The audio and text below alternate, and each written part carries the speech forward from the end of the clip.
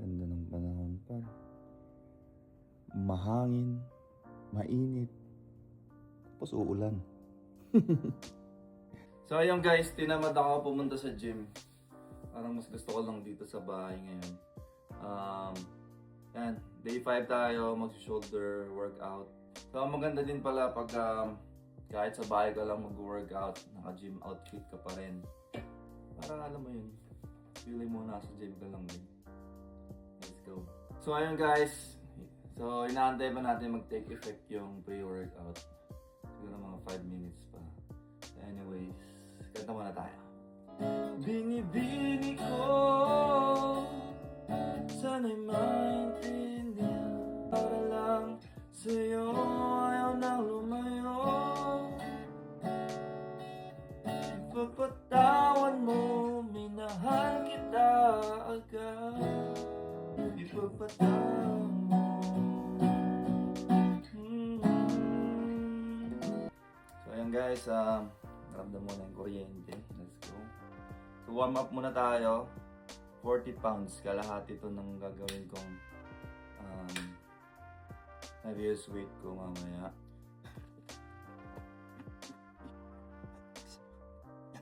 So technique pala guys, pag mabibigat na yung weight na binubuhat nyo, ilagay nyo lang sa tuhod nyo, gagawa kayo ng shoulder press. Tapos kick, kick pataas, kick, kick. Yan. Tapos pagbaba nyo. So para iwas injury. Kasi kung bubuhatin nyo siya tapos mabigat, ganito. Hirap nyo guys. So yun lang yun. Yun lang yun.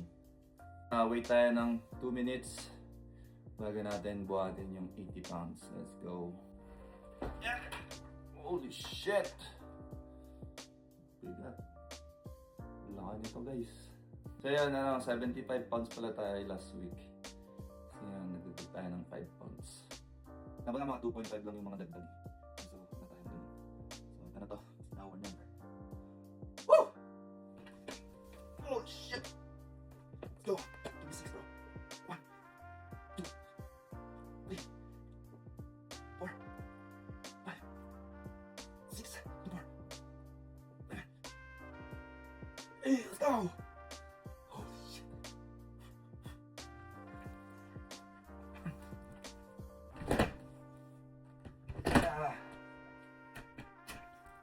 Bigyan muna tayo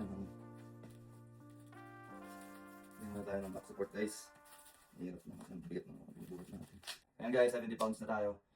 Tawag pala dito sa training na ginagawa ko is reverse pyramid training. So, mag-umpisa ka sa pinakamabigat. Tapos pababa. Yan. Yan lang yan. 70 pounds guys, let's go. So number, kick, kick.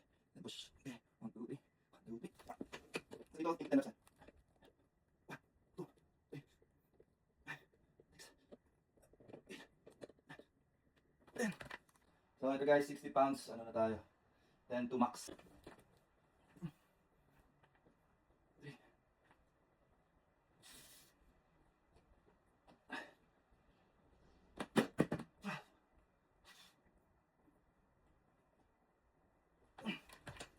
So, second workout natin, handstand push-up. 1, 2, 3. Oops. 4, 5, 6, 7, 8. Let's go.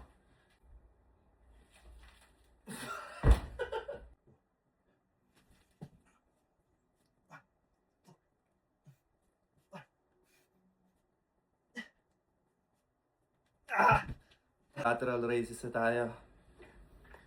Isipin nyo lang yung mga sakit na ginawa niya. Nakaka-move on ka din. Na!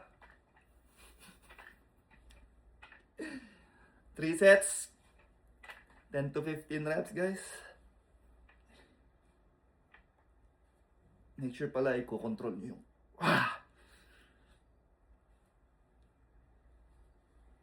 movements. Tulad ng pagko-control niya sa'yo. Let's go.